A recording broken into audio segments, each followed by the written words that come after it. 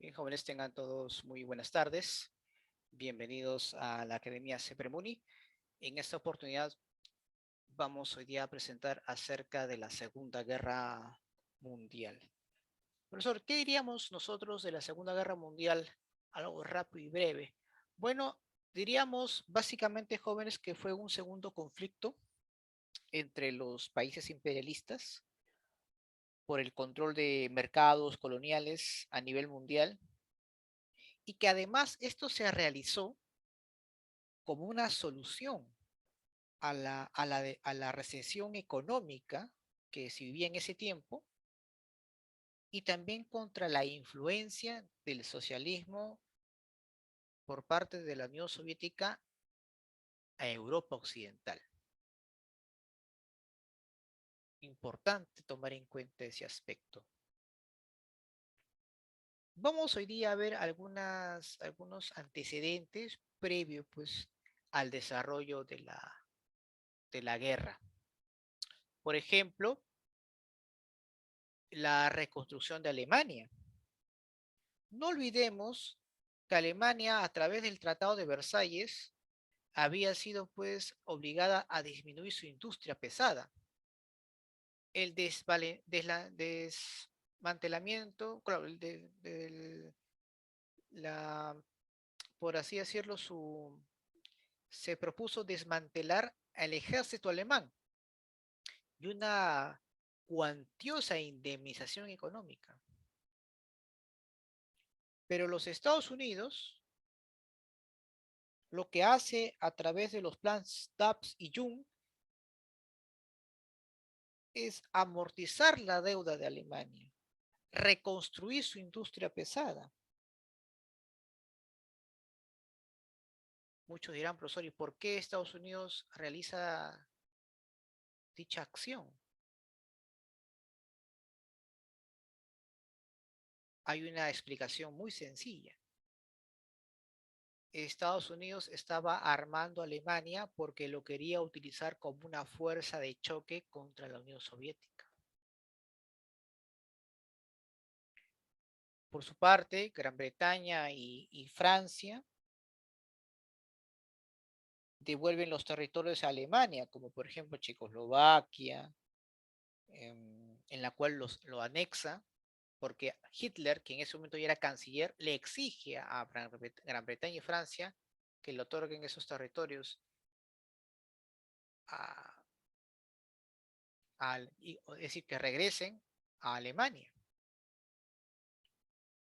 Es más, Gran Bretaña y Francia permiten la anexión de Alemania sobre Austria. Prácticamente esa conciliación entre Alemania y, y Francia e Inglaterra se le conoce como la política de apaciguamiento, donde las pretensiones o las exigencias de Hitler van a ser atendidas por parte de esos países.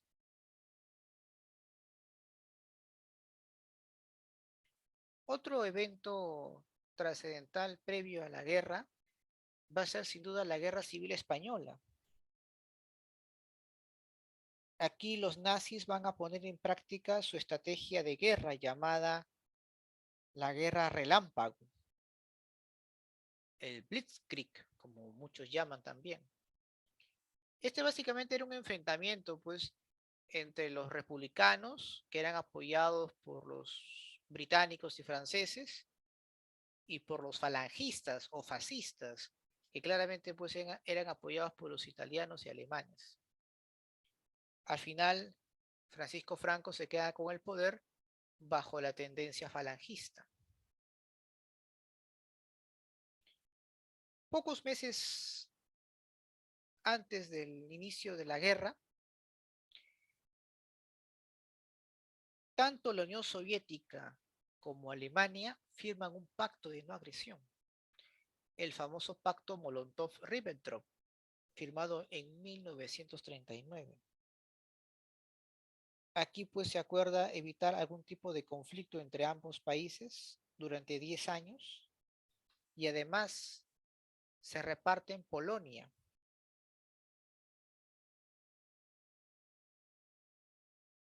Prácticamente Polonia va a ser dividida en dos, una para la Unión Soviética y otra para Alemania.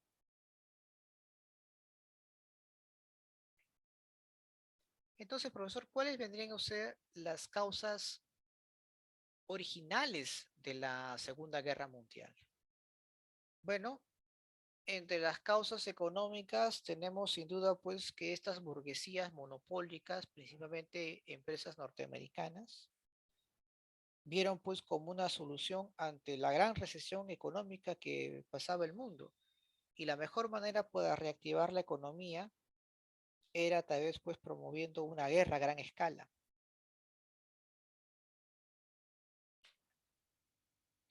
En el aspecto social hay que tomar en cuenta lo siguiente. Las burguesías, principalmente norteamericanas, alemanas y en general europeas, necesitaban pues acabar o disminuir el protagonismo de las internacionales obreras.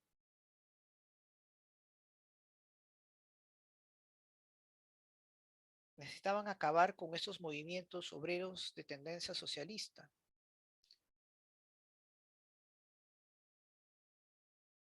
Muchos de ellos estaban aglutinados en importantes sindicatos, organizaciones internacionales obreras llamados Comintern, auspiciados por la Unión Soviética.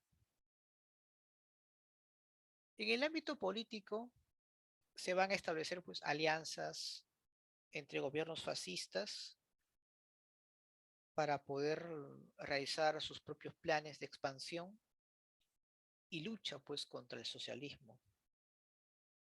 Por ejemplo, la firma entre Alemania e Italia, ¿no? El famoso Pacto de Acero, o el Pacto Anti-Comintern entre Alemania y Japón, que juntos van a tratar de luchar contra la influencia del socialismo en sus respectivos países. También, obviamente, aquí está la cuota ideológica, donde el pensamiento de los nazis fue justificada mediante la teoría del espacio vital, desarrollada por el propio Hitler. Pero las principales razones por el desarrollo de la guerra justamente tienen que ver pues con el aspecto económico y social, sin lugar a duda. Vamos hoy rápidamente a desarrollar o ver el proceso de la guerra.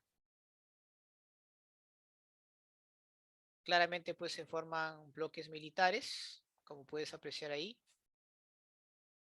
El eje conformado por Alemania, Japón e Italia. Y por otro lado los aliados, conformados por Inglaterra, Francia y los Estados Unidos, y que luego integrarían a la Unión Soviética, pero de manera aislada, ¿no? La Unión Soviética nunca fue pues un aliado concreto como lo fue Inglaterra, Francia y Estados Unidos.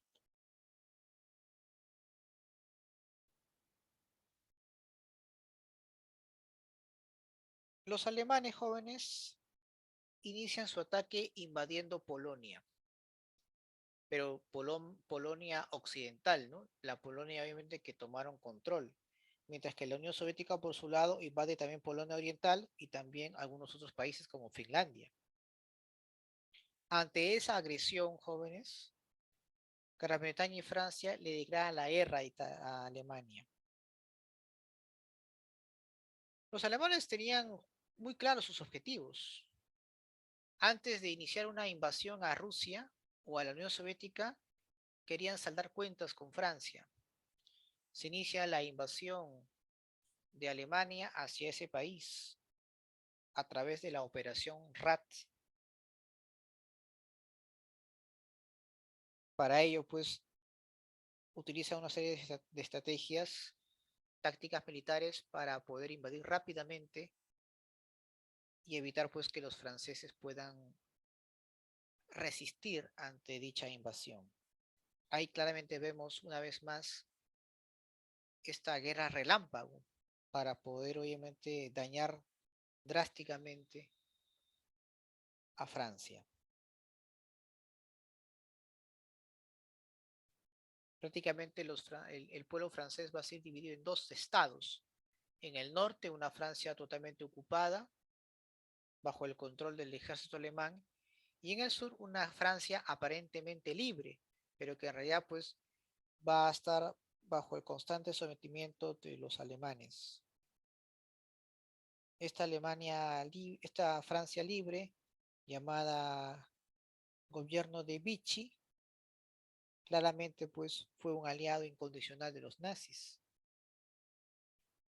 El siguiente objetivo, jóvenes, es neutralizar a Inglaterra. Profesor, ¿y por qué?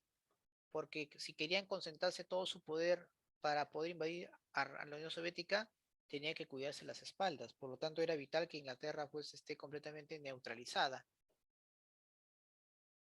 Para ello, pues era necesaria su no participación en este conflicto.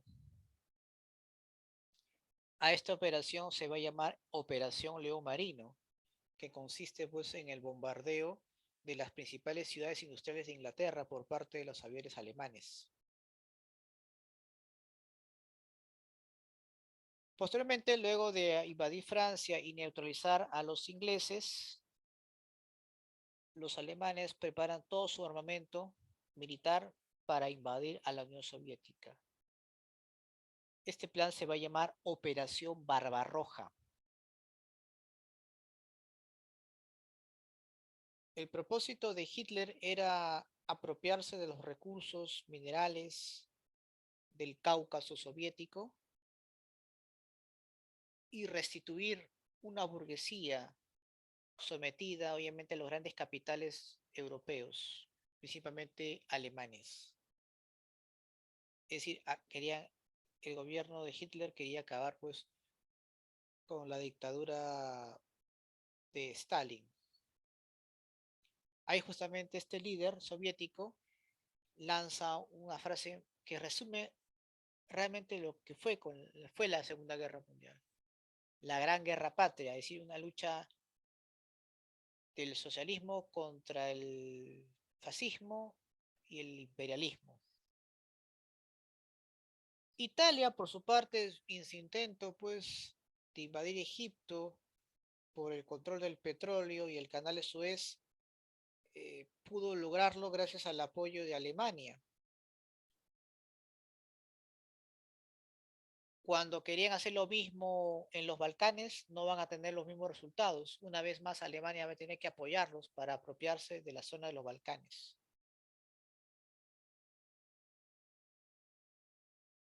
En el caso de Japón, y ahí justamente lo voy a aclarar porque justamente una de las razones por la cual Estados Unidos ingresa tiene que ver justamente con ese país. Miren, Japón ya había dominado importantes sectores de Asia. Por ejemplo, toda la zona de Manchuria, que es un territorio de China, estaba bajo su control desde 1930. Y mayormente se dedicaba pues a la explotación y a la extracción de minas para el desarrollo industrial de ese país.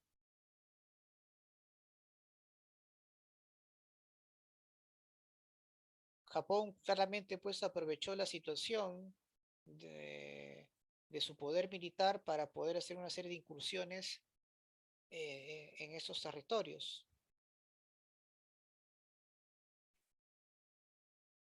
El problema para Japón era que no era el único país pues que tenía un interés en los recursos naturales de esta zona, ¿no? Estados Unidos ya había hecho lo mismo años atrás. Por lo tanto, quería obviamente tener un mayor predominio de esos recursos, en especial en la explotación del caucho, que era fundamental para, para la industria militar norteamericana.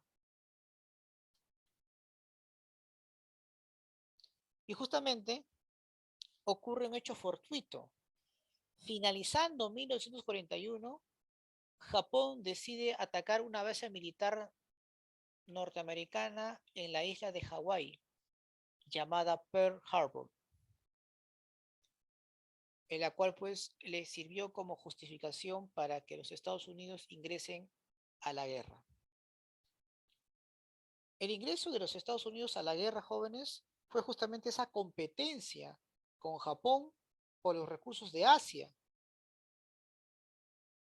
para su industria pesada. El pretexto justamente fue este bombardeo a esta base naval. Estados Unidos sabía que iban a ser atacados. Por eso que días antes gran parte de su flota fue obviamente desplazada de ese lugar. La otra razón por la cual Estados Unidos tiene que ingresar es justamente por la reacción que la Unión Soviética tuvo frente a la invasión alemana. Los rusos no solamente repelieron el ataque alemán, sino que además contraatacaron y estaban dirigiéndose hacia Berlín. Y los Estados Unidos eran conscientes que si no intervenían en Europa, los soviéticos iban a ocupar toda Europa. Y eso era una gran preocupación para los Estados Unidos. Por esas dos razones, los norteamericanos ingresan a la guerra.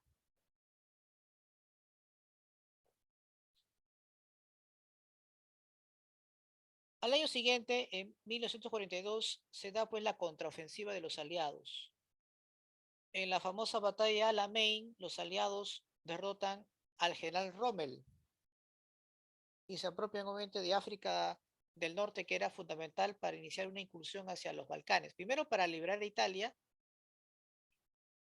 y luego obviamente para poder acorralar a los alemanes. Ahí pues Gran Bretaña, Estados Unidos derrota pues al general Rommel y controlan Egipto. Paralelo a ese acontecimiento, en el Pacífico se enfrentan los dos grandes acorazados y, y navíos marinos de los Estados Unidos y Japón, como Guadalcanal, Midway, etcétera.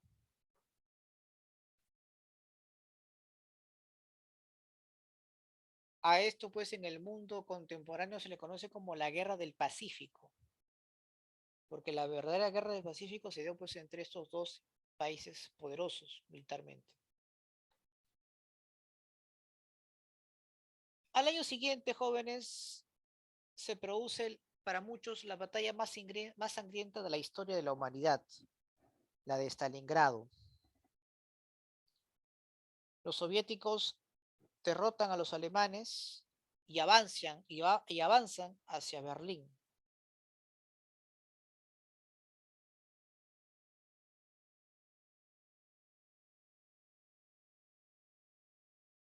Esa, Estados Unidos se dio cuenta de que en estos momentos había que acabar con las pretensiones de la Alemania nazi, de un sector de la burguesía alemana que aún buscaba, pues, a través del fascismo, querer cierto predominio. Pero eso en realidad, pues, había llevado, pues, más bien a por, el, por parte de la Unión Soviética, a un crecimiento exponencial. Y eso obviamente preocupó bastante a los Estados Unidos. Por eso que se produce ahí pues una alianza informal entre los Estados Unidos y la Unión Soviética, aparentemente, ¿no? Para hacer frente pues a las potencias fascistas. Porque lo que preocupaba más a los Estados Unidos era pues quitarle posesiones territoriales a Japón. Y en segundo lugar, pues luego le interesó Europa, ¿no? Y vio pues claramente que para poder obviamente contener a la Unión Soviética era necesario pues acabar con los regímenes fascistas.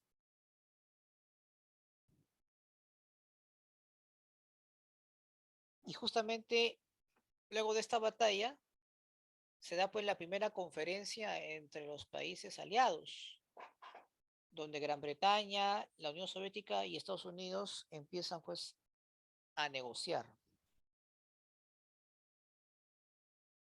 Ahí básicamente de qué se conversó, profesor. Vieron aquí la manera como poder liberar a Francia y avanzar hacia Berlín. Es decir, en esta conferencia de Teherán se decide liberar a Francia para posteriormente invadir Alemania por el lado occidental. Ahí se acuerda pues una estrategia llamada Operación Overlord, que es el desembarco de Normandía. o el famoso día D, ¿no? Posteriormente, se libera a Italia. El rey Víctor Manuel III decide, obviamente, la incursión de los aliados justamente para evitar un tipo de sanción. Mussolini había sido detenido, golpeado por la multitud, para luego ser ejecutado. Y ese mismo año se produce pues la liberación a Francia, el día D. Mientras los soviéticos llegaban por oriente a Berlín, los norteamericanos hacían lo mismo por occidente. Y ahí pues se produce otra reunión, pero ya con una serie de controversias entre la Unión Soviética y Estados Unidos. La primera desavenencia justamente se va a dar en esta conferencia entre ambos países.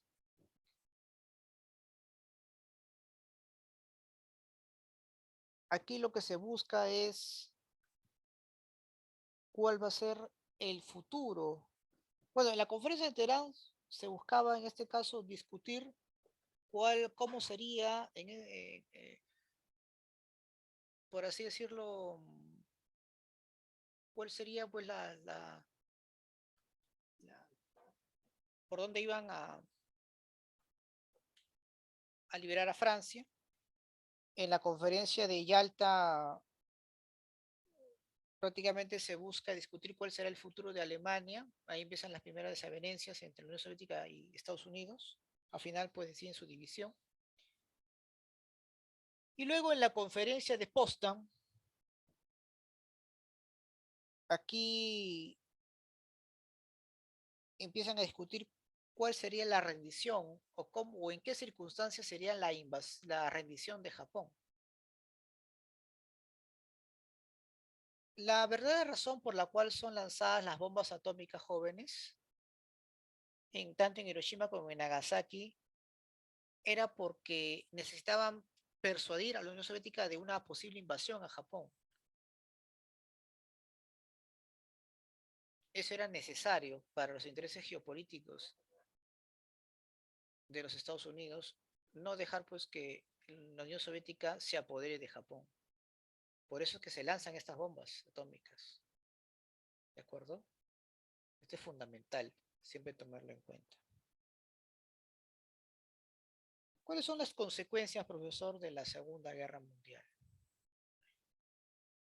Bueno, en el plano económico, claramente vemos pues que Estados Unidos se consolida como la primera potencia económica e impone pues el famoso sistema del Bretton Woods, con el surgimiento del Fondo Monetario Internacional, el Banco Mundial, estableciéndose pues el dólar en el comercio mundial.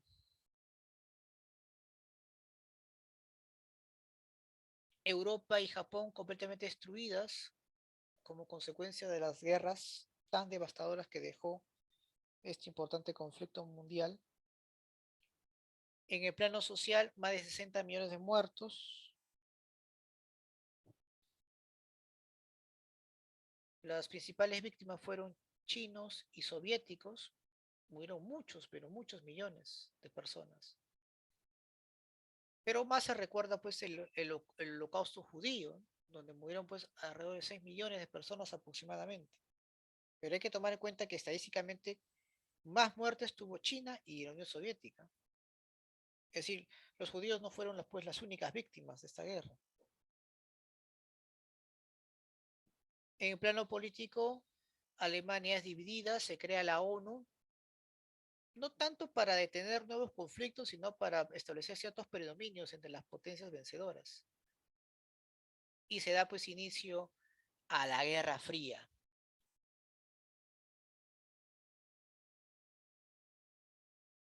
¿De acuerdo? Se da inicio pues a la Guerra Fría entre la Unión Soviética y los Estados Unidos. Tema que ya veremos la próxima semana. En el plano de la tecnología, vemos pues, que hay un gran desarrollo en armamento, ¿no? En cuanto a armamentos, se da pues inicio a la era atómica, empiezan pues a surgir, pues, a implementarse cohetes espaciales, misiles, portaaviones, etcétera. Son, digamos, las consecuencias más resaltantes de la Segunda Guerra Mundial, jóvenes. ¿Alguna pregunta, alguna duda hasta aquí sobre el tema de hoy? ¿Preguntas, dudas? ¿Todo claro? Profesor, una pregunta, Claro. si Alemania en vez de irse a Stalingrado se iba a Moscú, pudiera haberse dado la victoria de Alemania sobre Rusia. Es muy probable porque tomando la capital, pues claramente pues tienes una gran ventaja. Muchos de sus altos mandos militares alemanes habían llegado a ese acuerdo, ¿no? Era mucho más fácil tomar Moscú, pero aún todavía por razones que no estamos muy seguros el porqué de la decisión de Hitler de seguir obviamente tomando posesión de Stalingrado. Es más, estaban solamente a algunos kilómetros de llegar a Moscú, pero las pretensiones de Hitler de tomar Stalingrado principalmente, aún todavía no lo entendemos.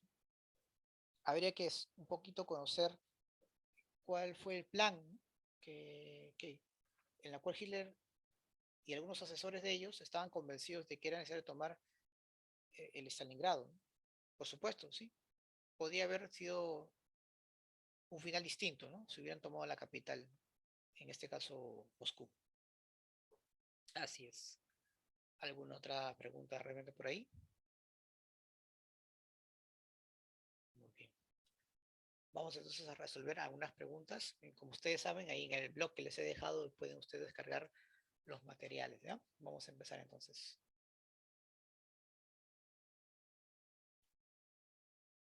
Primera pregunta, dice, ¿cómo se denominó la operación alemana para atacar e invadir a la Unión Soviética durante la Segunda Guerra Mundial? ¿Cómo se llamó esa operación? ¿A quién se acuerda? La operación Sí, fue. es la estrategia de la Primera Guerra Mundial, ¿no? Pero ¿cómo se llamó esa operación, la invasión a la Unión Soviética? Operación Barbarroja. Bárbaro. Barbarroja, muy bien, excelente. Continuamos. La bomba atómica fue lanzada sobre Japón. ¿Con qué propósito? Para destruir las industrias japonesas, para ayudar a China en Manchuria, para terminar rápidamente la guerra en el Pacífico o para frenar el avance soviético sobre el lejano oriente asiático. Destruir las industrias japonesas. ¿Se acuerdan que les mencioné cuál era la razón principal del lanzamiento de la bomba? Porque si hubiera sido zona industrial japonesa, no tenía por qué haber basado en eso en Hiroshima y Nagasaki. Eran mayormente ciudades donde habían civiles. Claramente lo que buscaba Estados Unidos no era destruir su industria japonesa, ¿no? Más bien lo querían tener para sus propios propósitos, por lo tanto descartado, ¿no? Tampoco les interesaba ayudar a China.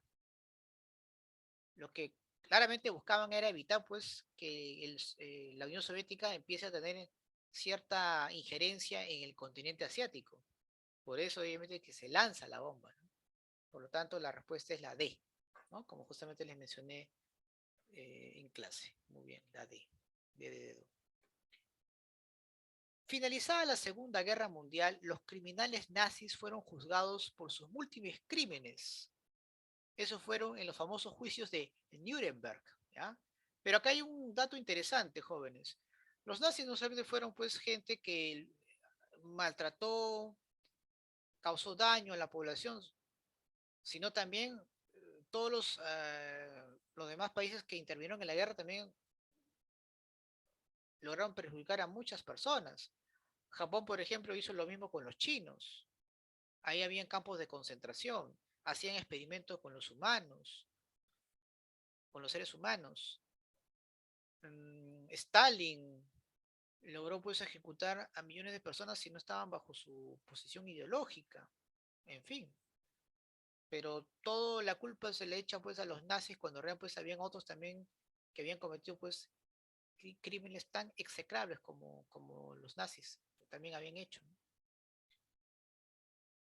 Mediante el pacto soviético-germano denominado Molotov-Ribbentrop, firmada a una semana antes de iniciarse la Segunda Guerra Mundial, Alemania buscó asegurar el frente oriental.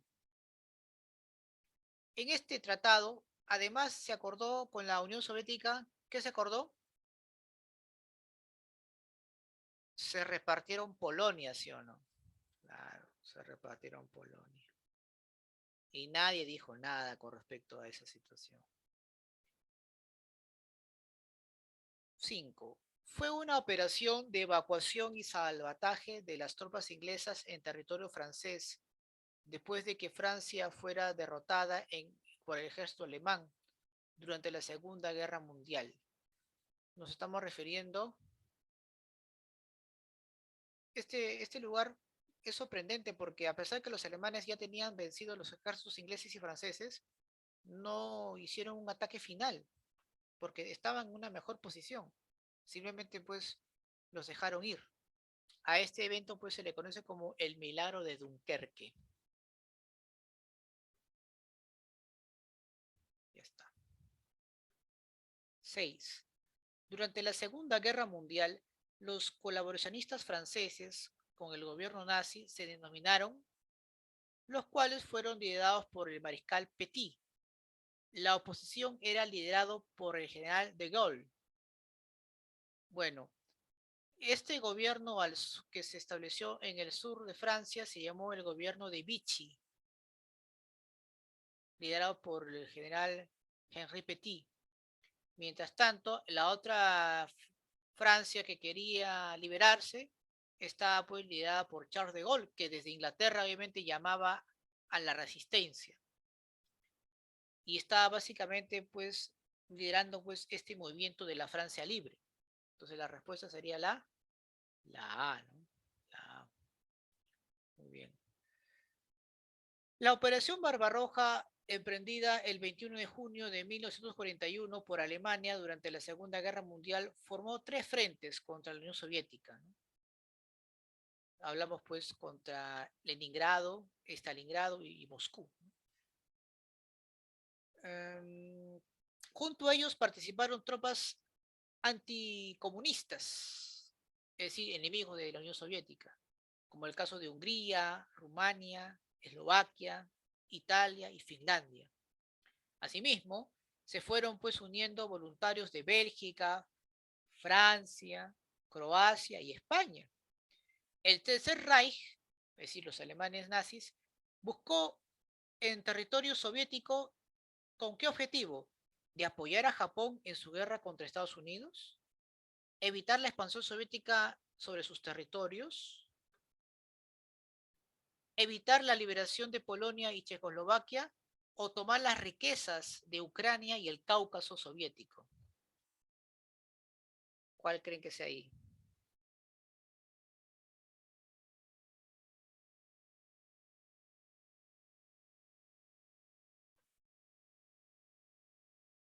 ¿Se acuerdan que le mencioné que la invasión a Rusia tenía dos objetivos, ¿no?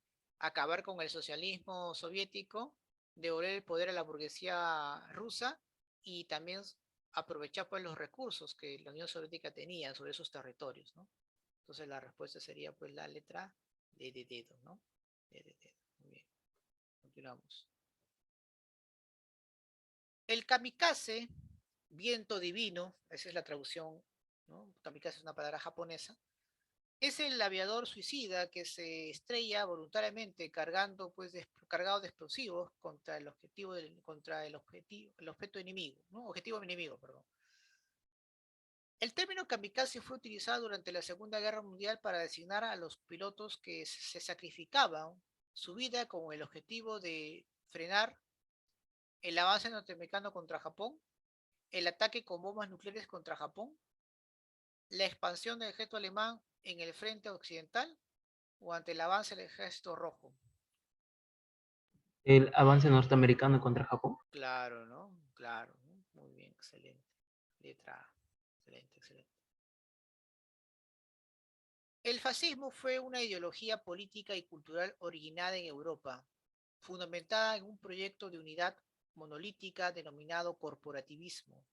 Por ello, exaltaba la idea de la nación frente a la del individuo o clase, suprimiendo la discrepancia política en beneficio de un partido único y los localismos en beneficio del centralismo liderado por un caudillo. Otra característica del fascismo fue apoyar un gobierno parlamentarista, la defensa del liberalismo, la oposición al comunismo, la eliminación de una tecnología bélica. Bueno, al ser totalitarios o en este caso bajo el dominio de un solo líder, claramente pues no estaban de acuerdo de un parlamento, ¿verdad? En, en este caso, como el fascismo mayormente es una ideología basada en la política de fuerza, no tiene pues mucho sentido el tema de la defensa del liberalismo, ¿no? Al contrario, no, ellos no eran pues nada liberales, eran pues más bien proteccionistas. Daban prioridad pues mayormente a la industria local. Eran xenófonos, ¿no? Semófonos, es decir, no eran, en este caso, odiaban pues a los extranjeros, a los migrantes. Y por encima de todo eran pues anticomunistas, ¿no? Eran pues recalcitrantes. Por lo tanto, ahí, ¿cuál sería la respuesta? La C, ¿verdad? La C. Muy bien. ¿Ya? Cuando hablo de comunismo me refiero pues a la ideología, a la forma del partido que tiene, ¿no? Porque como doctrina económica nunca existió el comunismo. Uh, 10. Durante la Segunda Guerra Mundial, donde fue la reunión de los tres grandes, que aprobó pues la necesidad de abrir un nuevo frente contra Alemania para así pues ayudar a la Unión Soviética que resista como primer frente. Bueno, más que ayudar, era el temor de que la Unión Soviética pues se quede o se apropie pues de Alemania para luego también pues apoderarse de otros países, ¿no? Como Gran Bretaña o Francia. Bueno, en esta conferencia se dio en dónde, jóvenes, Yalta, Poznan, bueno, Teherán, ¿hay Yalta o Poznan? Bueno, Poznan descartado porque eso fue para ver la rendición de Japón. En Yalta, ahí se iba a ver pues el futuro de Alemania. En cambio, en Teherán, ahí se tomó la decisión pues de hacer un plan, una estrategia para poder liberar a Francia por el lado occidental, ¿verdad? Y luego llegar a Berlín. Esa fue la operación Overlord, ¿no? Entonces ahí fue pues en la conferencia de Teherán, ¿ya? La letra A, ¿ya? Muy bien. A ver, la 12 la dejo para ustedes, chicos. Vamos a hacer la 11 y luego un pequeño break. Si no, la hora se nos va a ir. En la historia de Inglaterra, la última invasión y ataque a las Islas Británicas se dieron en el año del 1106, en la batalla de Hastings. 1000 años después, en 1940, se dará pues, una operación alemana para atacar e invadir Inglaterra en la Segunda Guerra Mundial. ¿Cómo se llamó esa invasión donde Inglaterra fue bombardeada por los aviones nazis, alemanes nazis? ¿Cómo se llama ese plan? León Marino. León Marino, ¿no? Muy bien. Ahí está, ¿no? Listo. La 2, a ver, la hacen ustedes, chicos. Muy bien. Pequeño, entonces, un pequeño descanso de 5 minutos y luego retornamos para el curso de Historia del Perú.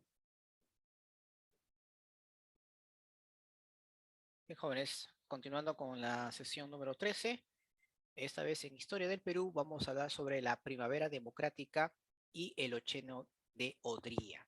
A ver, esto es muy importante porque aquí estamos viendo algunos puntos fundamentales para poder ir entendiendo esta etapa de nuestra historia. En primer lugar, estamos siendo testigos del surgimiento de una clase social que va a predominar, que es la burguesía industrial nacional, frente a una vieja oligarquía que se niega a ser desplazada justamente por esta clase social que acabo de mencionar. Y estamos dentro pues del contexto del término de la Segunda Guerra Mundial, por el cual pues hay un nuevo modelo económico que se va a implementar en el mundo. Y además recuerden que eran tiempos donde se estaba pues desarrollando la Guerra Fría, ¿no? Que abarcaba pues más que una tensión política ideológica, también pues militar, en la cual pues el mundo estaba muy preocupada debido pues a un posible enfrentamiento entre estas superpotencias, ¿no? Muy bien. ¿Qué viene a ser, profesor, entonces? ¿Por qué se le llama así primavera democrática? ¿No? ¿Cuál es este concepto que se tiene? Bueno, la primera primavera democrática se desarrolló pues entre 1939 y 1948. Fue un periodo pues del predominio político de la naciente burguesía industrial peruana y que claramente pues contó con el apoyo al inicio de los partidos políticos de masas populares, como es el caso del APRA, por ejemplo. Y bueno, esta burguesía pues siempre estuvo en contra de los intereses de la oligarquía exportadora, que claramente pues era de tendencia fascista, como en los años 30. Vamos hoy día a ir analizando algunos aspectos fundamentales de esta etapa de nuestra historia. Claramente pues los gobiernos van a dirigir sus actividades en función a los intereses pues de la naciente burguesía industrial del Perú. Cuatro importantes características que vamos a analizar. Por ejemplo, en el plano político van a ser gobiernos dirigidos por líderes civiles de importante trayectoria, como es el caso de Manuel Prado Ugarteche y José Luis Bustamante Rivero. Sus gobiernos van a tener pues cierta tolerancia hacia los partidos políticos de masas, en especial el de Prado Ugarteche, porque con Bustamante Rivero no fue tanto así, debido pues a la constante oposición del partido aprista frente al gobierno de Bustamante y Rivero. Y van a organizar frentes democráticos claramente pues antioligárquicos. En el plano económico, durante el inicio de la Segunda Guerra Mundial, el incremento de nuestras exportaciones, especialmente de los minerales, creció enormemente, pero al término de la guerra empezamos a tener pues una grave recesión económica, debido pues a que dependíamos mucho de la exportación de estos minerales. Se va a promover una industrialización nacional en algunos sectores nada más, y como gobierno intervencionista van a controlar los precios en beneficio o acorde a los intereses pues, de los Estados Unidos. En el ámbito social hay una pugna clara entre la burguesía industrial que quiere predominar como élite en las decisiones políticas y una oligarquía agroexportadora que se niega a dejar ese cargo que había tenido o ostentado por muchos años. Como parte pues del centralismo, de las oportunidades solamente en ciertas ciudades, en especial de la costa, mucha gente migra del campo a la ciudad. Se dan pues las grandes migraciones y por lo tanto estas ciudades empiezan pues a desbordarse como consecuencia, ¿no? de, de, este, de esta dinámica poblacional que van del campo a la ciudad. En el contexto internacional, hay que recordar pues que durante el desarrollo de la Segunda Guerra Mundial, el Perú se alineó apoyando pues a los aliados. Y durante el inicio de la Guerra Fría hubo claramente pues también empezaron a ir destacando posiciones políticas divergentes, ¿no? Hay unos quienes van a apoyar el capitalismo norteamericano y hay otros que van a apoyar pues el capitalismo de Estado bajo la fachada del socialismo soviético, que nunca existió en realidad. Entonces, obviamente, eso es algo que también hay que tomar siempre en cuenta en ese aspecto. Vamos a estudiar rápidamente los gobiernos tanto de Manuel Prado Ugarteche como de José Luis Bustamante y Rivero. A ver, ¿quién es Manuel Prado Ugarteche? Bueno, era hijo de una gran familia adinerada. Recuerden pues que él es hijo de Mariano Ignacio Prado, que llegó a ser presidente del Perú. Ese es justamente el presidente pues que en plena guerra con Chile se fue, ¿verdad?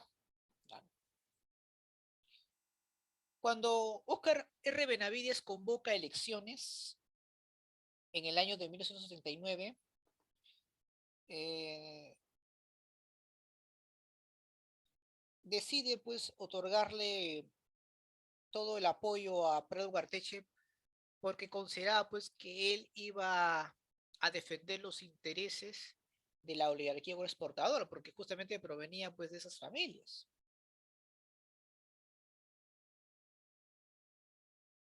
Pero al final él va a contribuir, a reforzar a que la burguesía industrial peruana tenga un mayor protagonismo durante su gobierno.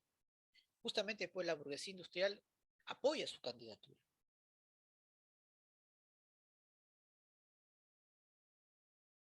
Y bueno, logra pues obtener la presidencia y empieza pues a hacer una serie de importantes reformas, especialmente en el plano económico, ¿de acuerdo? Por ejemplo, lo que una de las medidas que va a realizar es impulsar la industria nacional, pero claramente dependiendo del capital norteamericano. Va a tratar de reforzar la industria textil, la industria de llantas, vidrios, pinturas, es decir, sectores específicos nada más. Va incluso también a crear un banco para favorecer a los industriales nacionales, para poder importar insumos y poder realizar una producción en determinados sectores.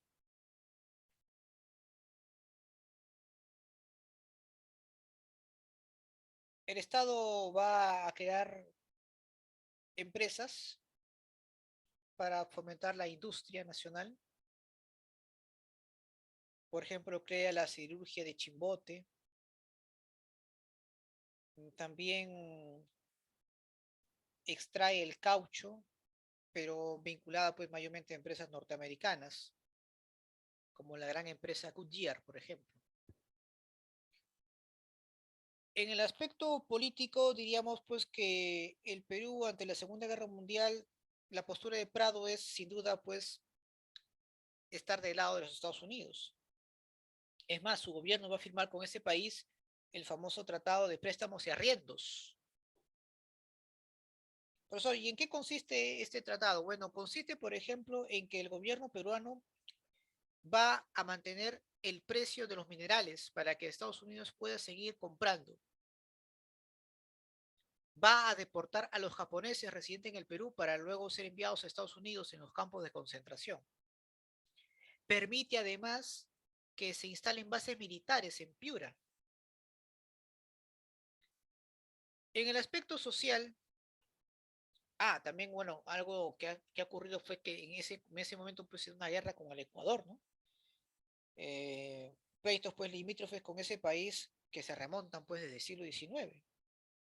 En esta ocasión, pues la causa principal de este conflicto fue pues que Ecuador pretendía pues una vez más ocupar los territorios de Tumbes, Jaén y Maynas, ¿no? Básicamente para tener acceso soberano al Amazonas. Y se van a dar pues importantes batallas, ¿no? Como la de Zarumilla, eh, en la cordillera del Cóndor, todas obviamente victorias para el ejército peruano. Ahí pues justamente se produce pues el sacrificio de Abelardo Quiñones, ¿verdad? Al final pues este conflicto termina con el protocolo de Río de Janeiro, donde aparentemente pues se busca llegar en una paz con ese país, pero que al final esto no va a ocurrir, ya que años después Ecuador nuevamente pues intenta querer obviamente arrebatarle algunos territorios que pertenecen al Perú. En el plano económico, perdón, en el plano social, van a haber pues muchas protestas, principalmente pues organizadas por el APRA y el Partido Comunista del Perú, pero obviamente sus protestas van a ser de poca intensidad o de baja intensidad porque no querían ser catalogadas por el mundo internacional como partidos fascistas, ¿no? Que es lo que obviamente no buscaban hacer, ni compararse, por la presión internacional obviamente que iba a poder ocurrir, ¿no? Sobre ellos. El gobierno norteamericano recomendó pues mejorar esas relaciones con los partidos populares, en especial con el Partido Comunista y el APRA. Por eso es que Prado Arteche va a tratar pues, de ser muy tolerante, porque Estados Unidos quiere aplicar en toda América Latina lo que conoce como la política de la buena vecindad, donde obviamente todos teníamos como el objetivo común de vencer al fascismo y no luchar entre nosotros. Esa era obviamente la idea utópica que tenía Estados Unidos, pero en realidad pues lo que buscaba en el fondo era controlar y evitar pues que el socialismo de repente más adelante pueda llegar a tener cierta importancia en esta parte de la región. Se produce pues las elecciones de 1945 y sale pues elegido Bustamante y Rivero con el apoyo pues de la burguesía industrial y también con el APRA, a cambio pues de tener cierto protagonismo en la política peruana, ¿no? Es más, ¿no? Gracias a esa alianza el APRA va a tener pues muchos parlamentarios.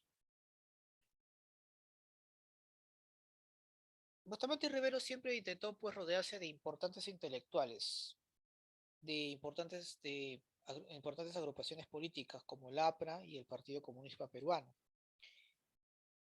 Bustamante Rivero forma pues su propio partido, ¿no? Con el apoyo de estos grupos de poder político, como es el caso del Frente Democrático Nacional, ¿no? El FREDEMA.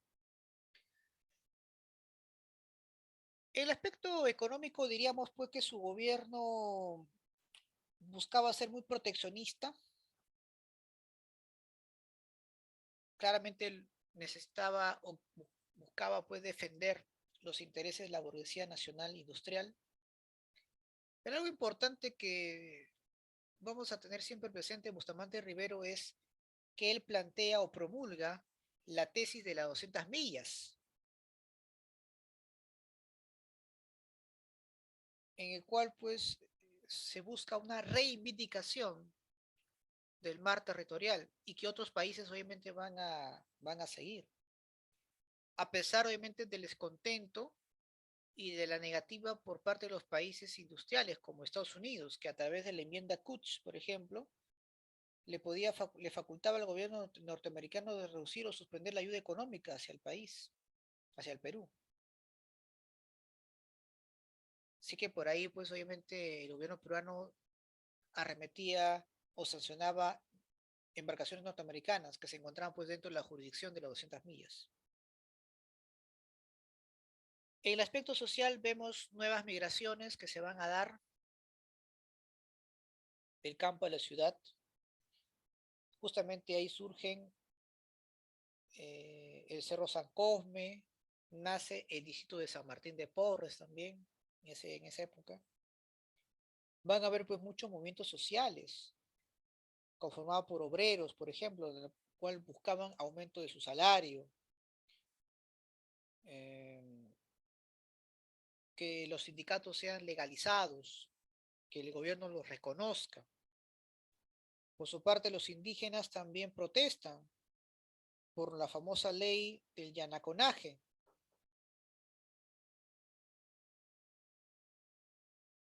En este caso fue un primer intento de hacer ciertas reformas en beneficio de los trabajadores o de los indígenas, porque con esta ley del Yanaconaje, por ejemplo, se ordena pues pagar un salario a los campesinos en las haciendas y en los fondos.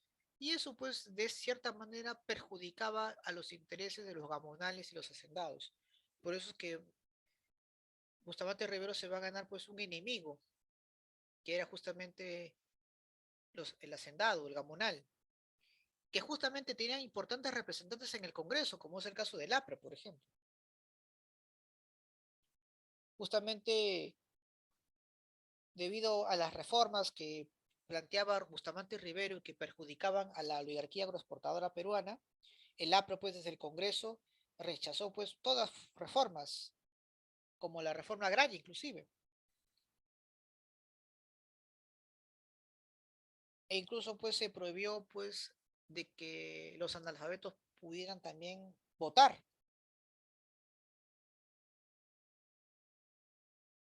Y bueno, el APRA organiza pues una serie de actos que desestabilizan al gobierno de Bustamante y Rivero, y eso va a ser aprovechado por la oligarquía agroexportadora para dar un golpe de Estado a través de Odría, que en 1948 derroca a Bustamante y Rivero y se queda en el poder por largos 8 años. Y ese tema que justamente vamos a ver a continuación. Ahí está. Pues, ¿qué vendría a ser pues el gobierno de Odría? El gobierno de Odría, o el ochenio de Odría, ya que se quedó pues en el poder entre 1948 y 1958, es para muchos la continuación del tercer militarismo, con un gobierno militar que va a defender los intereses al inicio de la vieja oligarquía exportadora, pero luego posteriormente por la presión internacional, en especial de los Estados Unidos, va obviamente a otorgarles ciertos privilegios a la industria nacional peruana o a la burguesía, un sector de la burguesía industrial peruana. Pero sí va a arremeter principalmente contra los partidos políticos de masas, en especial con el APRA. Curiosamente, años después, Odría y el APRA se unen contra el gobierno de Belaúnde, ¿no? A veces en política, jóvenes, uno no sabe quién es su enemigo y quién es su amigo, ¿no? Lo que realmente se busca son alianzas, pero por conveniencia, no por otra cosa. Bueno, luego de derrocar a Bustamante Rivero, forma una junta militar entre 1948 y 1950, y posteriormente pues se autoproclama presidente entre 1950 y 1953, ¿no? Perdón, 56. Algunos aspectos importantes sobre su gobierno. Bueno, en el plano económico, diríamos que va a tratar, pues, al inicio de facilitar las actividades económicas en beneficio de la oligarquía exportadora,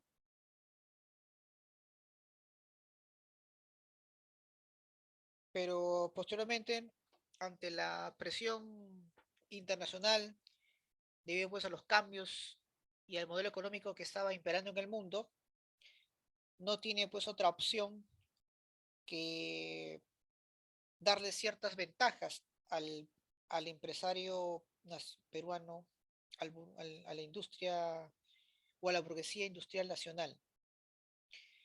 Algo interesante que durante su gobierno, jóvenes, se produce pues la guerra de Corea, y eso le permitió pues que nuestras exportaciones de minerales crezcan enormemente. Ahora, a pesar de que vino acá una misión norteamericana llamada la Comisión o la Misión Klein, en la cual pues les recomendó ciertas medidas para facilitar el ingreso de mayores capitales a Estados Unidos, como por ejemplo no hacer gastos innecesarios o que el liberalismo económico se aplique en toda su expresión, que claramente eso perjudicaba pues a la vieja oligarquía exportadora.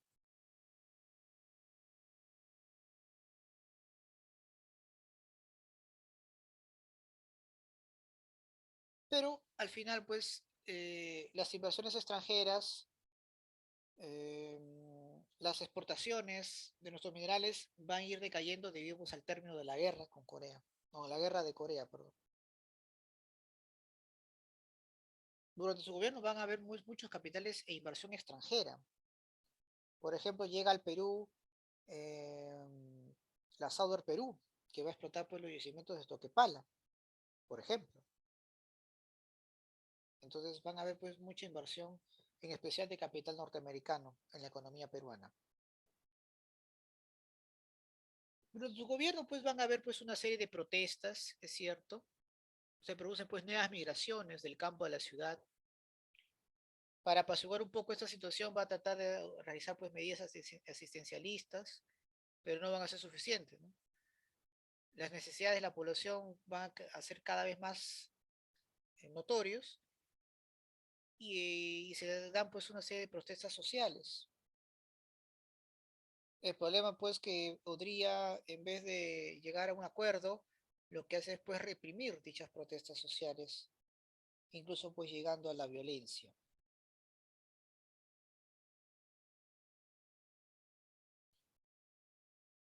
Como parte pues de ganarse el apoyo popular y evitar pues el crecimiento de los partidos políticos de masas como es el APRA, eh, promulga pues una ley para que el seguro social sea obligatorio y además le otorga el voto femenino para las elecciones presidenciales a la mujer.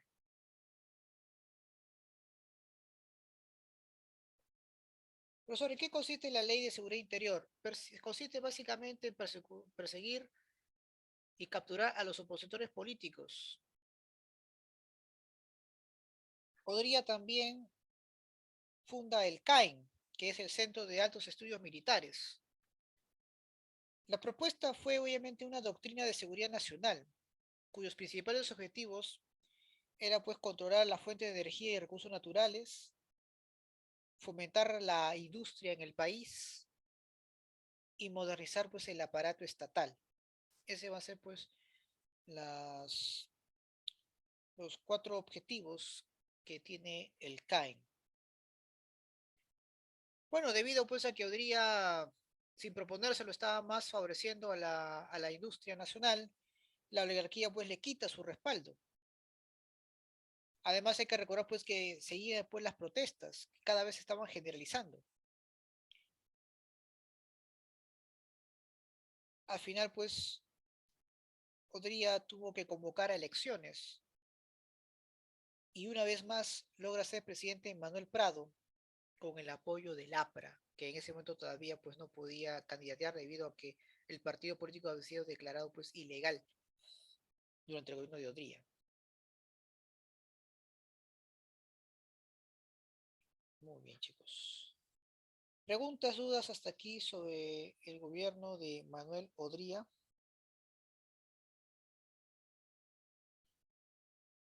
Preguntas, dudas, inquietudes. Muy bien.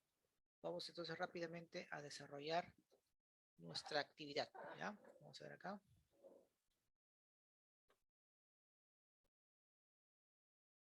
Bueno, primera pregunta, dice. La componenda entre los partidos políticos y el gobierno dirigido por Manuel Prado Ugarteche en el contexto de la Segunda Guerra Mundial tenía como objetivo eliminar el antagonismo social, mejorar el sistema democrático, hacer frente común contra la amenaza fascista, luchar contra la agresión japonesa o hacer frente al imperialismo norteamericano. ¿Qué dicen ustedes? Bueno, claramente descartamos pues eliminar cualquier tipo de antagonismo social, ¿no? Para ellos pues eso no era primordial.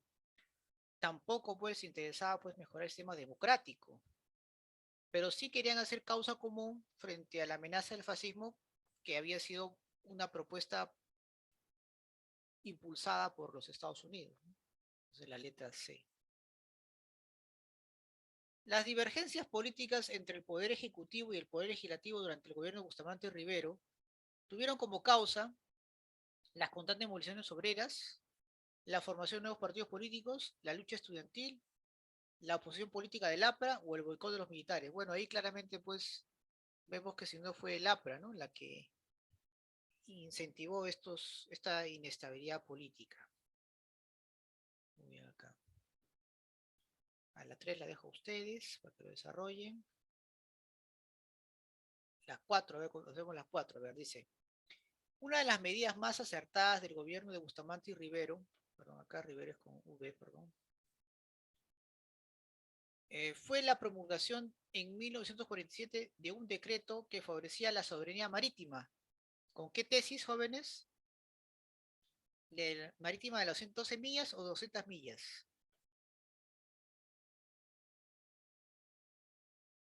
Tesis de las 200 millas, ¿verdad? Claro, muy bien. Con el decreto supremo del 1 de agosto de 1947 estableció el control de Yanaconaje, la búsqueda de árbitros jurídicos para el problema de Ecuador o la soberanía marítima peruana a través de la tesis de 200 millas. ¿La C, sí o no? Claro, la C. ¿Ya? Muy bien. otra más. La 6 la hago yo y la 7 ustedes, ¿sí? Dice, durante el primer gobierno de Manuel Prado Ugarteche, la política exterior estuvo enmarcada por una constante componenda con el militarismo latinoamericano. No. El respaldo incondicional al imperialismo norteamericano, el apoyo a los nazis. No. El seguimiento a los principios de igualdad social. Tampoco. Defensa cerrada a la soberanía nacional. Tampoco, porque no había nada de ello. Pero sí, de manera incondicional, defender pues a los intereses de los Estados Unidos. Muy bien. La letra B. Muy bien. La 7 la hacen ustedes, la 8 ver acá. A nivel social, el gobierno de Bustamante y Rivero crea el voto femenino. No, eso es, podría. Un nuevo código de minería. ¿Construye el Estado Nacional? No. ¿Se une con los impacientes de Francisco Graña? Tampoco. La Confederación Campesina del Perú. ¿Qué dicen ustedes? ¿Cuál es Es una acción de Bustamante y Rivero?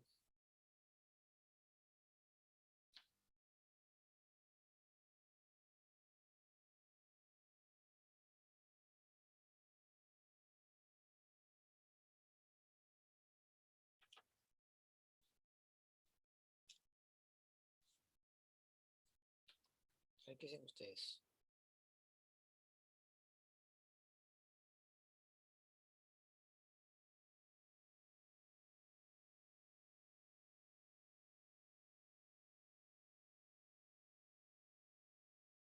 Bueno, el código de minería no, porque eso obviamente no va a ser parte del gobierno de Bustamante y Rivero. Tampoco está pues el tema de la A, la C tampoco, porque ese es de Odría. ¿Cuál podría ser? A ver, ¿qué dicen ustedes, jóvenes? Vamos a ver. ¿Quién por ahí de repente está interesado en resolver esas preguntas, esa pregunta?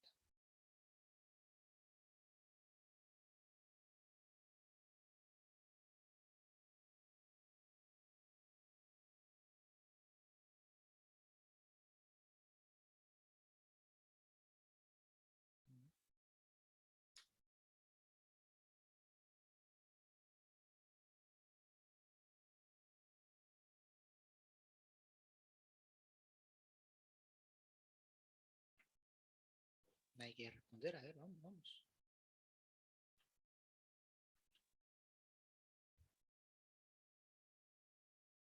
Ahí mientras vas pensando, vamos a las 9, dice. Durante el primer gobierno de Manuel Prado Ugarteche, el Partido Comunista fue tolerado. ¿Por qué fue tolerado? A ver, esta sí creo que sí la puede responder, ¿eh? Vamos. ¿Por qué fue tolerado el partido de Manuel Prado? Perdón, el Partido Comunista. Porque en ese momento la Unión Soviética era aliado, pues, ¿no? De Estados Unidos, ¿sí o no? Ya, entonces el APRA se volvió aliado, el gobierno no era parte del tercer militarismo, ganó las elecciones gracias al apoyo, porque la Unión Soviética fue aliado de Estados Unidos en la Segunda Guerra Mundial, ¿sí o no? Claro, ya, muy bien.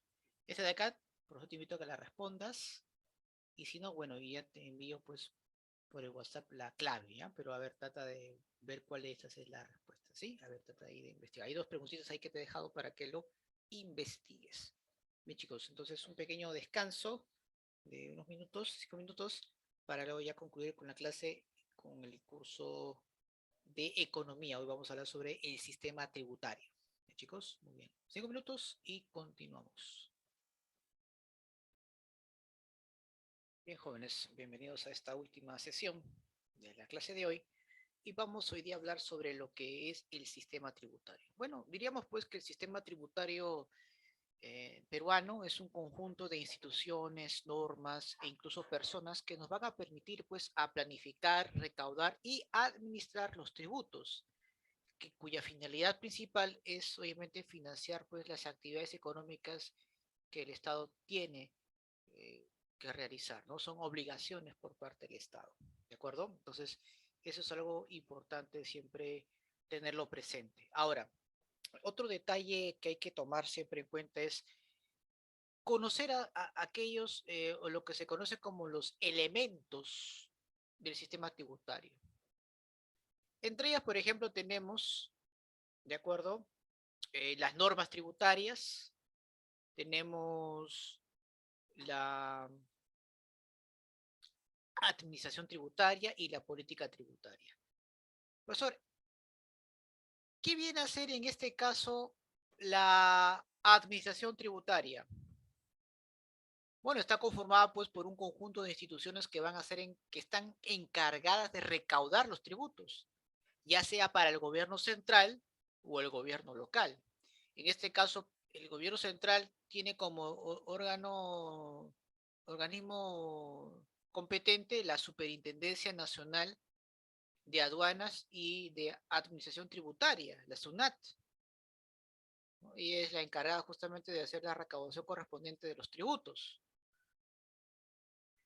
Mientras tanto, los gobiernos locales tienen a las municipalidades, que son las que van a administrar exclusivamente los impuestos, las contribuciones, las tasas municipales, justamente a través de sus organismos recaudadores.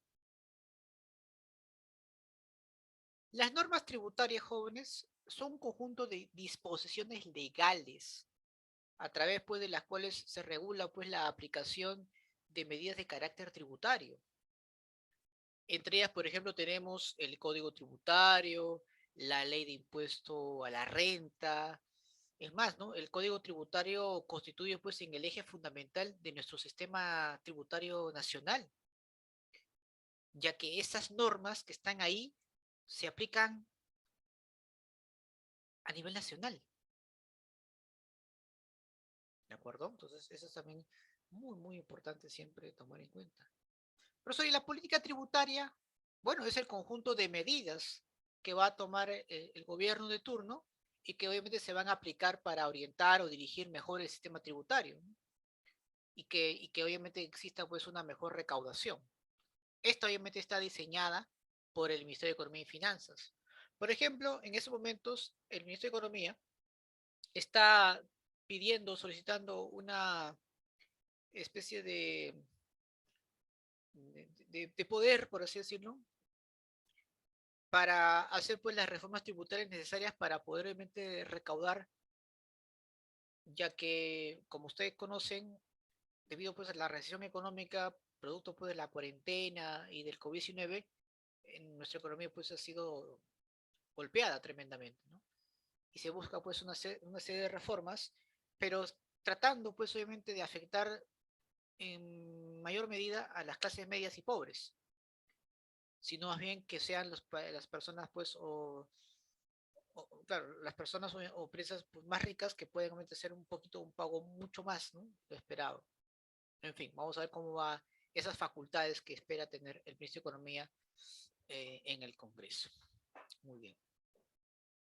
Entonces, interesante ver un poco de los elementos y cada uno de ellos, ¿no? Sus características. Vamos ahora pues a conocer qué son los tributos. Tanto que estamos hablando de los tributos, ¿qué son los tributos? Muy bien, los tributos son un conjunto, o en este caso, perdón, son las prestaciones de dinero que el Estado exige en ejercicio de su poder. Recordemos pues que el Código Tributario rige pues las relaciones jurídicas originadas pues por los tributos. Y existen pues tres tipos de tributos. En este caso tenemos a los impuestos, las tasas y las contribuciones. Profesor, ¿qué es un impuesto? Bueno, es un tributo cuyo pago no origina por parte del Estado una contraprestación directa a favor del contribuyente. Es decir, tú das algo al Estado y el Estado no está con la obligación de darte directamente un beneficio, sino a toda la comunidad a la cual tú perteneces a ella, ¿no? A eso se llama contraprestación, ¿no? O sea, devolvértelo. Entre ellas, pues tenemos impuestos directos e indirectos. Profesor, ¿qué es un impuesto directo? Es aquella que te afecta a tus ingresos, eh, a tu patrimonio, a tus ingresos o a tu patrimonio, ¿no?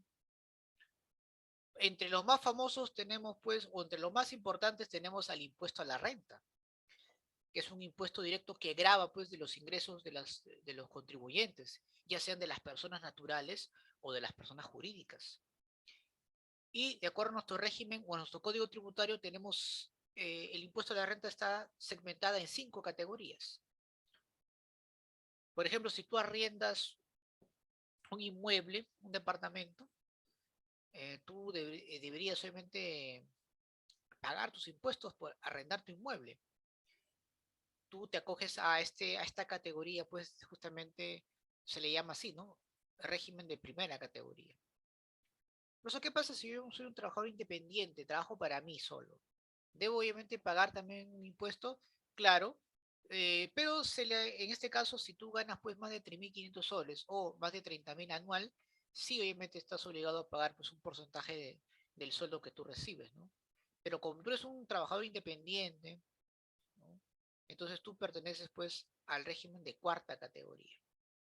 En cambio, si yo soy una persona pues que trabaja por una empresa, que recibe un sueldo y me descuentan por ello, claro, entonces tú eres pues perteneces al régimen de quinta categoría, ¿correcto? Muy bien.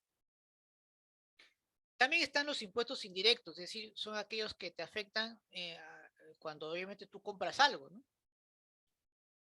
En este caso, pues, es un impuesto indirecto porque no te afecta a tu bolsillo, ¿no?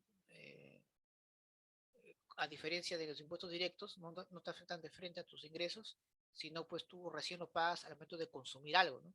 Una gaseosa, un pollo a la brasa, todo. Cuando tú ves con tu boletita dice IGB, estás contribuyendo con un impuesto, ¿no? Entre lo más importante, pues, justamente está pues el impuesto general a las ventas, ¿no? Está pues el impuesto selectivo al consumo, ¿no? En los cigarrillos, en los licores, en los combustibles. Está pues el impuesto a la importación, los aranceles. Estás pagando obviamente un impuesto indirecto, ¿no? Por lo que tú importas. Está el impuesto predial, ¿no? En la cual pues es un pago por el servicio que te hacen las municipalidades, por ejemplo, ¿no?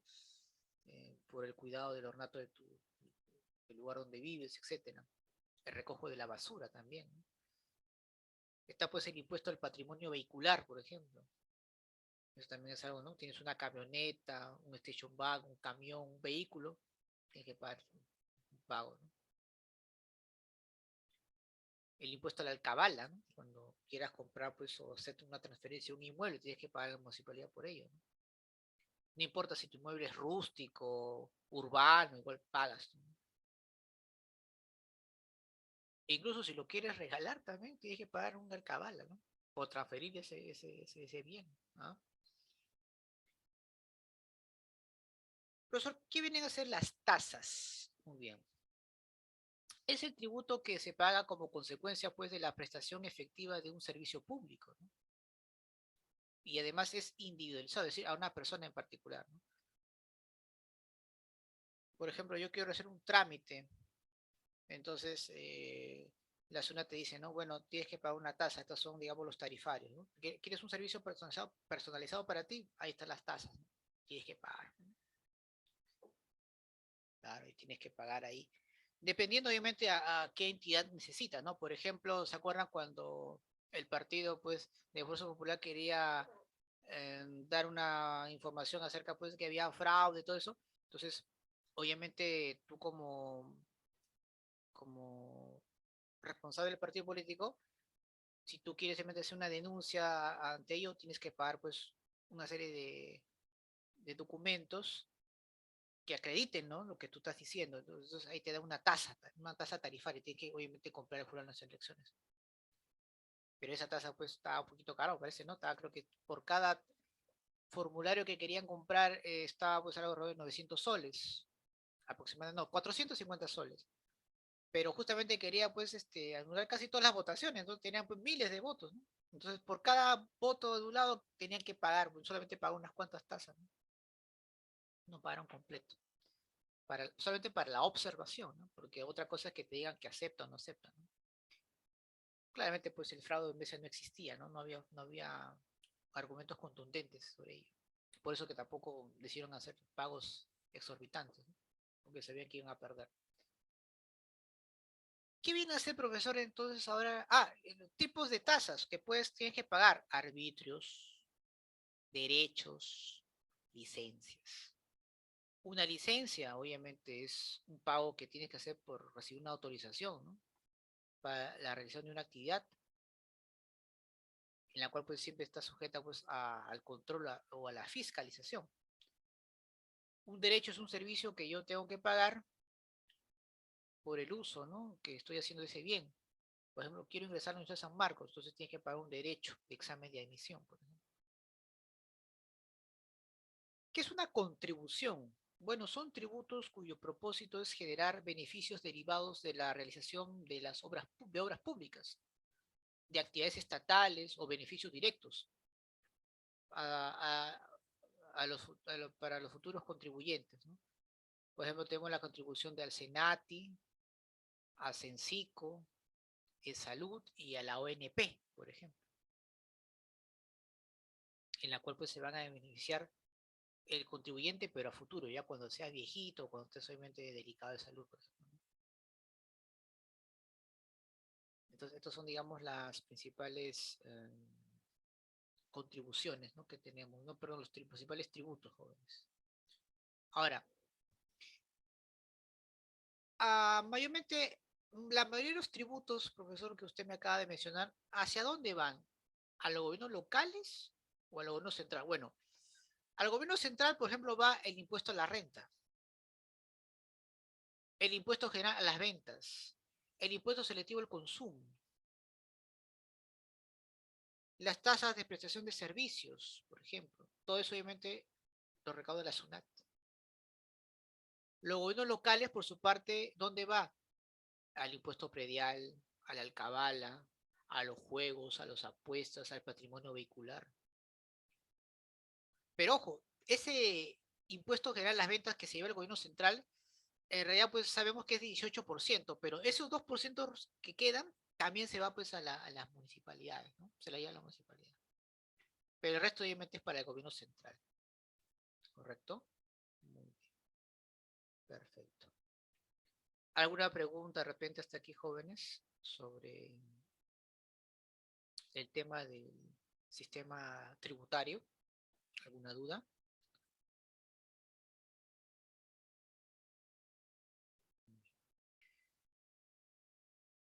Empecemos entonces. A ver, vamos todos. Dice, así de, vamos a ir así de manera así al azar, ya qué preguntas podemos resolver. A ver, aunque creo que todavía tenemos tiempo para una, de manera ordenada podemos hacerlo también. A ver, pues dice lo siguiente. Como bien se indicó en la clase, el impuesto general a las ventas, el IGB, se grava pues las ventas de los bienes o servicios prestados al interior del país. Actualmente, el monto que se cobra por este impuesto, ¿de cuánto es, jóvenes? 18 soles por cualquier bien, 18% del valor del producto o servicio, 18% del valor de la UIT o los 18 centavos por cada producto o servicio. ¿Cuál crees que sería ahí tu respuesta?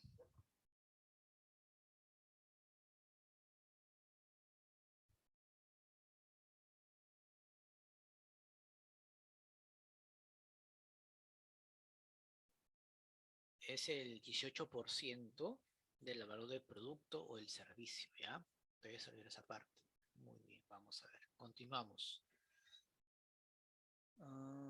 Durante la pandemia, por el cual se decretó pues el estado de emergencia a nivel nacional, se comenzaron a aplicar multas eh, en caso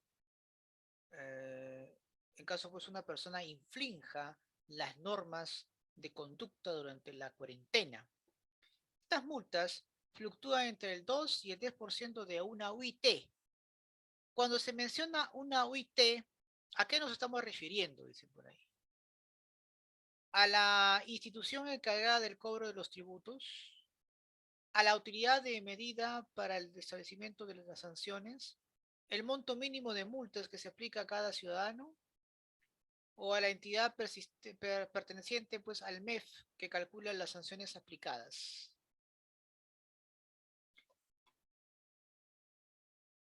Bueno, la UIT significa Unidad de Impuesto Tributario, que asciende a los 4.500 soles, si no me recuerdo, Y acá obviamente cuando una persona pues comete una infracción, se le penaliza pues con el 2 o el 10% de esa UIT, ¿no? Entonces acá dice pues cuando se mencionamos a la UIT, nos estamos refiriendo pues a la institución encargada del cobro de tributos, no. A la unidad de medida para el establecimiento de sanciones, claro, unidad de medida para establecer las sanciones, ¿no? ¿Desde cuándo estamos partiendo? Sabemos que 4.500 soles es una IT, a partir de ahí pues vamos a ir descontando a aquellas personas que infringen alguna norma, que va del 2% al 10% de esta UIT, ¿no? Es decir, de 4.500 soles. Por lo tanto, obviamente la respuesta es la B, ¿ya? La B. Continuamos. Las contribuciones se caracterizan por, a ver, ¿por qué se caracterizan las contribuciones? Ser pagados por todas las personas, no, las contribuciones no siempre son pagadas por todas las personas. Generar pues beneficios inmediatos, no, los beneficios son a posteriori, ¿no? Estar incorporadas en los bienes o servicios finales, tampoco.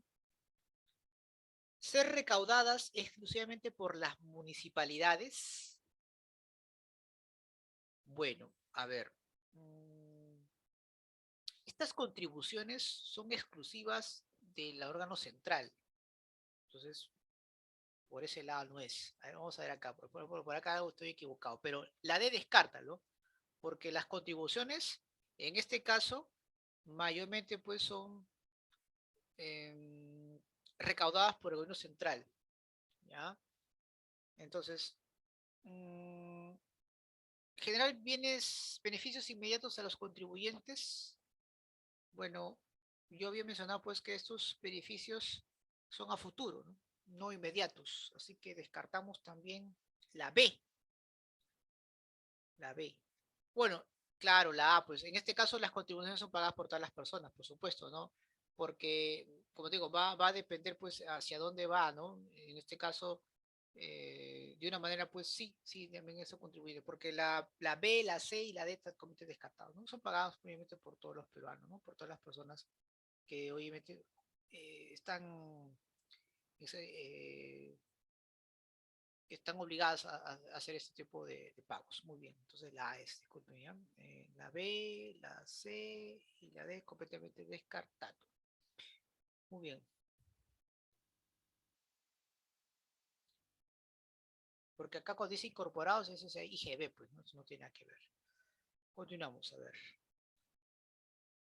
A ver, las 5 le dejo, las 4 le dejo a ustedes. A ver, vamos a las 5. A ver, vamos a ver las 5, las 5. Vamos a ver las 5. Dice, aparte de la aportación del sistema privado de pensiones, o sea, la AFP, que Josefina Medina realiza mensualmente del sueldo que obtiene, cada mes también se le realiza un descuento que se efectúa por concepto de pago. ¿De qué? ¿De arbitrios, de derechos, impuesto predial o el impuesto a la renta? ¿Se acuerdan que si yo trabajo para alguien me descuentan, ¿no? Ese es un impuesto directo. En este caso afecta a mi bolsillo. Eso es un impuesto a la renta. ¿A qué categoría pertenecería esa señorita que depende de una empresa? ¿Cuarta o quinta categoría? ¿Qué dicen ustedes? Si tú dependes de una empresa, tú vas a ser del régimen de quinta categoría, ¿ya? Muy bien. Entonces la respuesta es la D de dedo. A ver, muy bien. Dice acá. Aquel tributo que permite a los contribuyentes construir un fondo para su futura jubilación recibe el nombre de... Ahí está fácil, ¿eh? Tú la puedes resolver, vamos, puedes. Porque la otra sí la vas a hacer solito, vamos, a ver tú.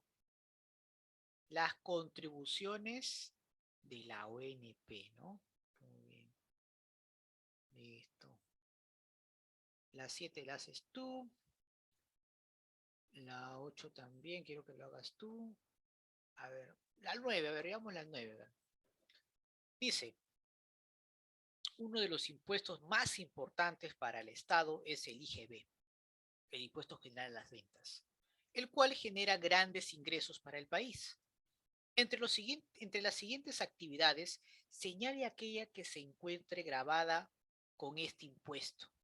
A ver, la preparación o la prestación de servicios individuales, no, ese es un impuesto a la renta.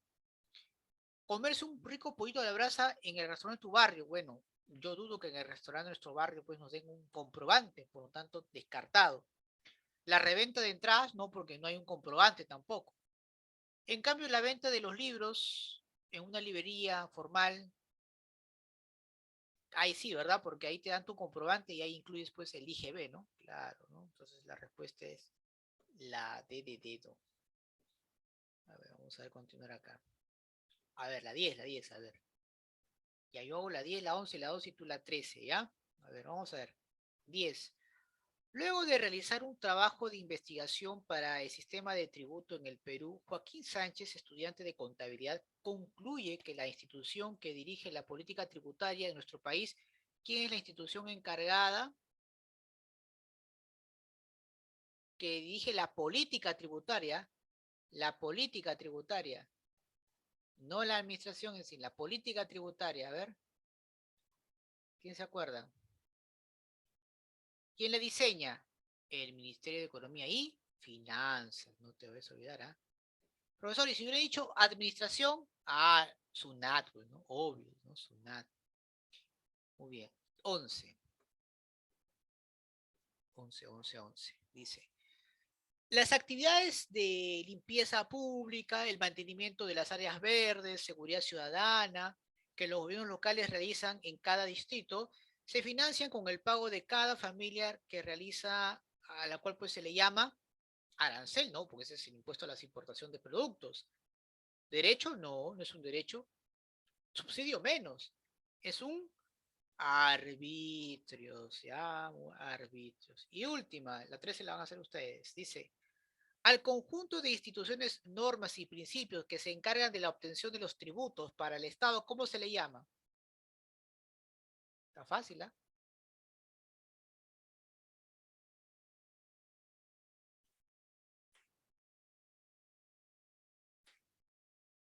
Será pues, a ver, normas tributarias.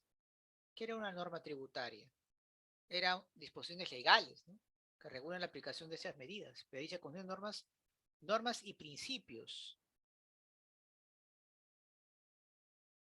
Ya se está refiriendo a cuál. Porque la administración es la que recauda.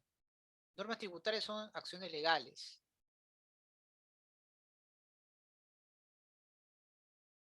Recuerden que el conjunto de normas, principios, instituciones que permiten planificar y recaudar se llama sistema tributario. ¿Ya? Sistema tributario. Listo. Muy bien, muy bien. Ya, entonces les dejo a ustedes para que lo desarrollen. ¿De acuerdo? A ver. O de repente ya lo subimos una vez, a ver ya. Para no crear mucha angustia. A ver, terminando esa parte, ¿sí? Dice, aparte de la aportación al sistema privado de pensión, creo que eso ya lo hemos hecho, ¿no? A ver, sí, sí, ya está, ¿no? Eso ya lo hemos repetido, ¿no? Hemos dicho pues que es impuesto a la renta, ¿no? La respuesta, muy bien, muy bien. Entonces lo hemos hecho ya. Listo. Ya bien, jóvenes, entonces, esto es pues básicamente lo que hoy día íbamos a desarrollar, ¿no? En la clase eh, de Ciencias Sociales en la semana número 13. ¿Alguna pregunta, alguna duda que quieran ustedes realizar con respecto al tema de hoy?